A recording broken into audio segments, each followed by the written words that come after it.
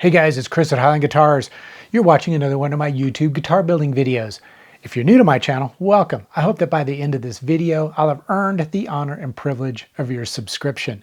In today's video, I'm going to be doing another one of my AliExpress tool reviews. And the tool that I'm going to be reviewing is the Baroque fret and string eraser. Now, I've done videos in the past where I've talked about these so-called fret erasers. And I've generally been less than enthusiastic with using fret erasers. However, I've decided to do a review of this particular tool because I know that a lot of you out there either use them or are thinking about using them. So I wanted to test these out on some frets, and we'll see if they do what they're advertised they're capable of doing, which is to basically remove the scratches in the frets left from the process of leveling and then crowning the frets.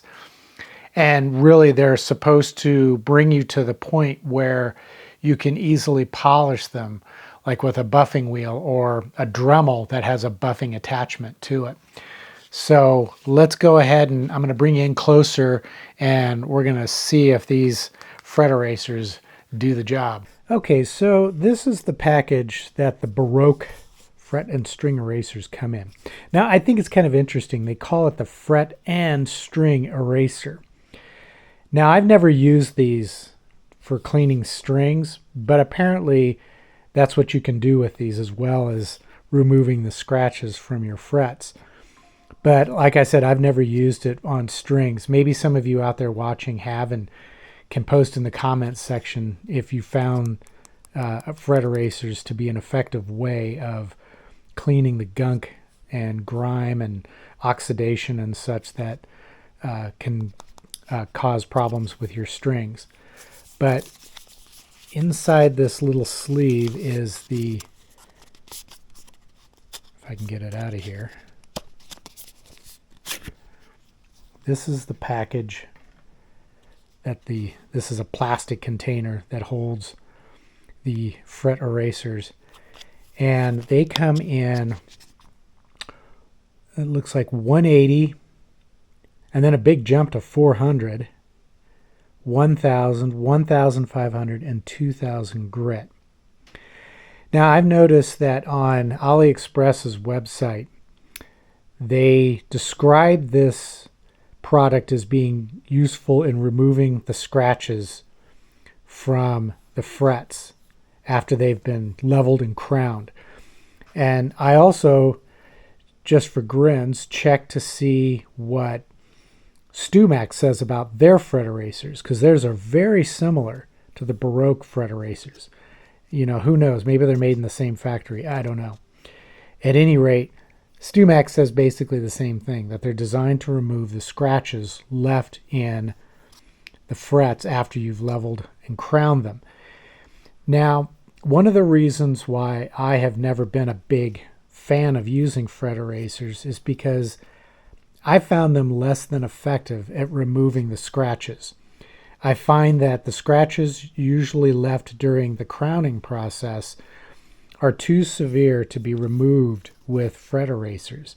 And so what I typically do is I use a 400 grit wet dry sandpaper to get rid of the scratches. Sometimes I'll even back down to a 320 and even a 220 if the scratches are really severe. Now, when it comes to crowning, I think the effectiveness of tools like this depends on the type of crowning file that you're using. And I typically will crown, what I prefer to use is a Nicholson 6-inch slim taper extra fine tooth file. And then I just use it to crown over the frets. I can use a file like this to crown the frets very, very quickly and very precisely.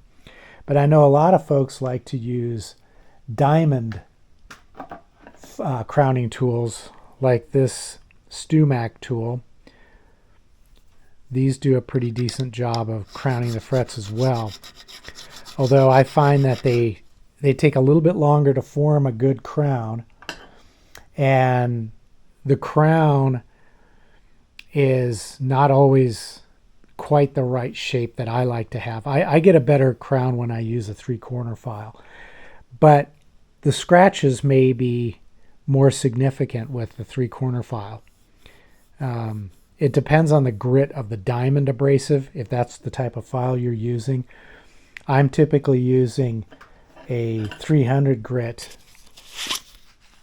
diamond if that's what I'm going to be crowning with. And this Baroque file that I reviewed in a previous video, it features diamond abrasives that are 300 grit, so the scratches are not as severe as they would be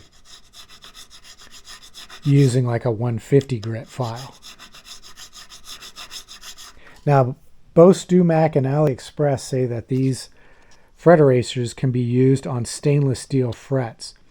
So what I'm going to do is I'm going to crown or work these 2 frets here. This one I crowned using the diamond fret file, 300 grit, and then this one I used my 3-corner file. And these are stainless steel frets, so we'll see how well these erasers actually remove those scratches, if they remove them at all. Hey guys, if you're enjoying this video, I would encourage you to click the thumbs up button down below. Do it right now. It's a great way to show my channel support, and it doesn't cost you anything. But if you'd like to take your support to the next level, you can visit my eGuitar Plans web store or my Highland Guitars merch store. There's links in the description below. And any purchase you make there is going to help support this channel so that I can keep making guitar building videos and sharing my knowledge and experience with you. You can also click the thanks button down below and leave a tip in the amount that you think is fair. But if you want to get the most out of my channel, I would encourage you to click the join button down below and consider becoming a member. As a member, you're going to have access to videos just like the one you're watching, but with a lot more information and detail, and best of all, no ads. Now let's get back to the video. Now the first thing I want to do is mask off the fretboard.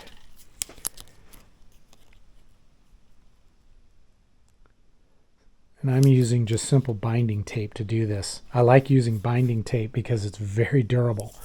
It can withstand abuse. So we're starting out with the fret that I crowned using the diamond crowning file. So now I'm going to start by using the 180 grit.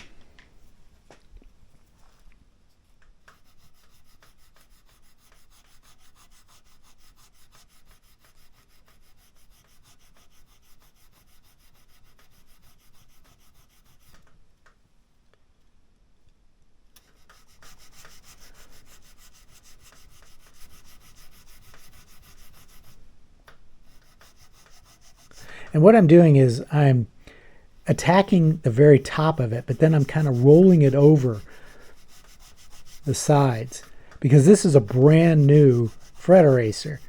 I haven't formed the groove from actually using it on the surface of the fret wire. And that's another reason why I don't like to use fret erasers, is because over time you begin to form this groove in the eraser itself.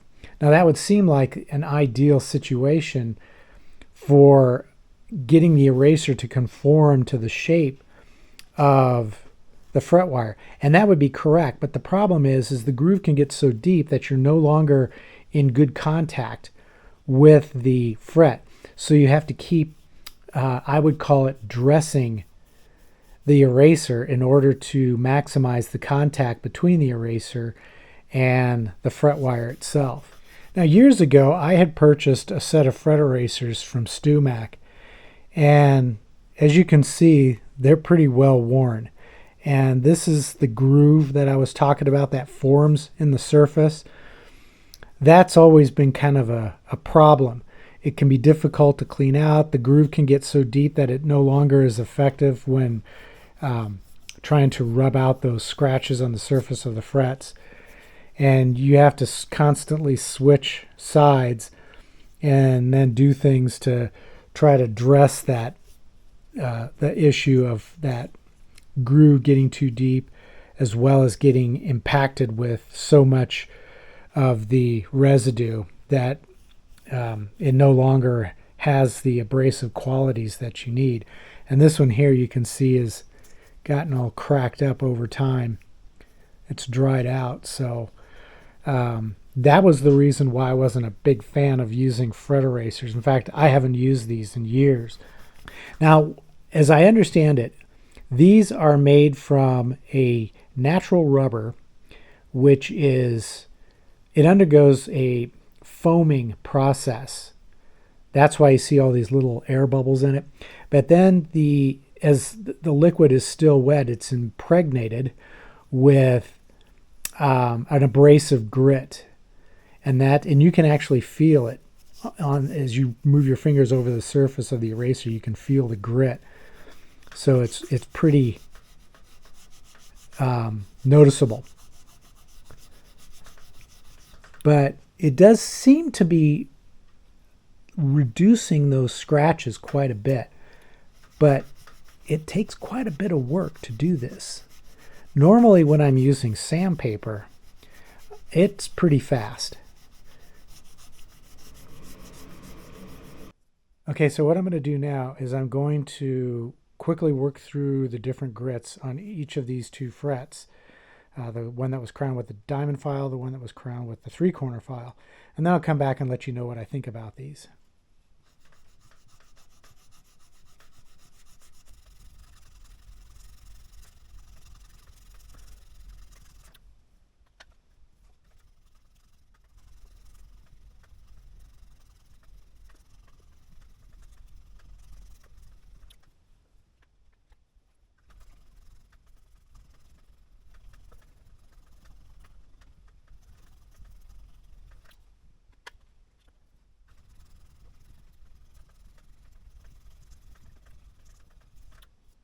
Okay, well, I gotta say, these do a pretty good job.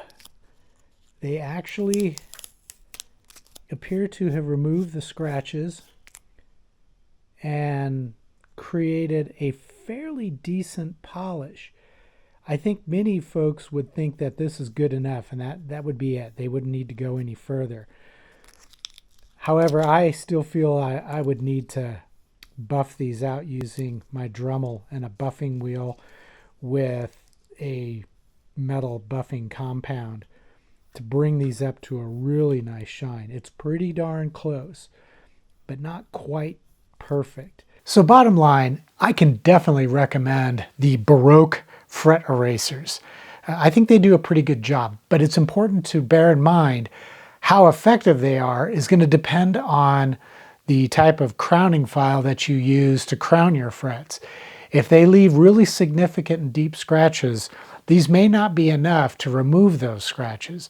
But if your fret crowning file is, for example, a 300 grit diamond file, it should work pretty well. I even found it worked well with my extra fine tooth slim taper three-corner file. The scratches just aren't serious enough to warrant a more aggressive approach to removing the scratches. These Baroque fret erasers seem to work really well. So I'm going to put a link in the description below for where I purchased these on AliExpress. There are a number of stores on AliExpress that sell these, but the link I'm going to provide offers, at least for the time being, free shipping. So that's what I always look for when I'm shopping for tools on AliExpress, is I look for free shipping.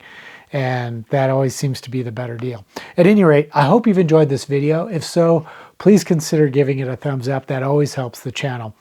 And of course, as I mentioned earlier, you can visit my eGuitar Plans web store, the Highline Guitars merch store. You can click the thanks button, or you can click that join button and become a member and watch videos just like this one, but with a lot more information and detail. At any rate, until the next episode, take care, stay safe, and I hope you'll be back for more guitar building videos.